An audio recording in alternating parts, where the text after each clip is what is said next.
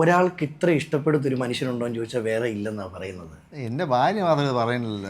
ഇല്ല ഞാനത് ഇതുപോലെ തന്നെ ഞാൻ വേറൊരു ഇന്റർവ്യൂവിന് പോയപ്പോഴും സാജൻ ചേട്ടനെ ഞാൻ കണ്ടു പോസ്റ്റർ കണ്ടിരുന്നു, വളരെ നന്നായിട്ടുണ്ട് സാജൻ്റെ, ഞാൻ വിളിക്കണം എന്ന് ഓർത്ത് വിളിക്കാൻ പറ്റില്ല, വളരെ നല്ലൊരു മനുഷ്യനാണ്. നിങ്ങൾ വലിയൊരു മനുഷ്യനാണല്ലേ.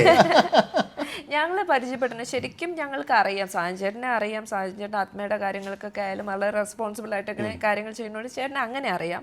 പിന്നെ ആസ് എൻ ആർട്ടിസ്റ്റ് നമ്മളെപ്പോഴും കാണുന്നതുകൊണ്ടും മറ്റു പിള്ളേരെ പോലെ ചെറുപ്പം തൊട്ടേ കാണുന്നതെന്ന് ഞാൻ പറയില്ല. എന്നാലും ചേട്ടനെ ഞാൻ ഒത്തിരി വർഷങ്ങളായിട്ട് നമ്മൾ ഫോളോ ചെയ്യുന്ന ഒരാളാണ്. പക്ഷേ ചേട്ടനെ പരിചയപ്പെടുന്ന ഈ ഒരു വർക്കിലൂടെയാണ് ഞങ്ങൾ ശരിക്കും പറഞ്ഞാൽ കൂടുതൽ പരിചയപ്പെടുന്നത്. ഈ സാജൻ സൂരി ഇത്രയും ഗ്ലാമർ എവിടുന്ന് എന്റെ പൊന്നടവേ? വീട്ടിൽ നിന്ന്. ഇത് എന്ത് ആണോ? അച്ഛന്റെ ലുക്കാണോ? എന്ത് ചെയ്യാനാ, ഞങ്ങൾ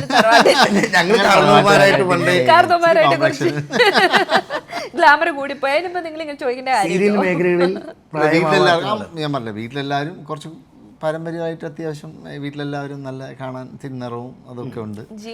അതെ, ജീനിന്റെ ഒരു ഗുണമാണ്. പിന്നെ അതിന് ഇതൊന്നും നമുക്ക് തന്നെ ഇല്ലാത്തത്, മീൻസ് എനിക്ക് അതിന്റെ പ്രശ്നം എന്തുവാ? അതെ, ചുമ്മാ ഇങ്ങനെ ഇരുന്ന് ബിരിയാണി ഫുൾ അടിച്ചാൽ പറ്റില്ല. ഞാനൊക്കെ ആണെങ്കിൽ പകുതി ബിരിയാണി, കാൽഭാഗം ബിരിയാണി ഒക്കെ കഴിക്കും. ശരിക്കും ഇപ്പോഴും ഡയറ്റ് നോക്കുന്നുണ്ടോ? അങ്ങനെയല്ല, ആവശ്യത്തിന് മാത്രം ഫുഡ് കഴിക്കും.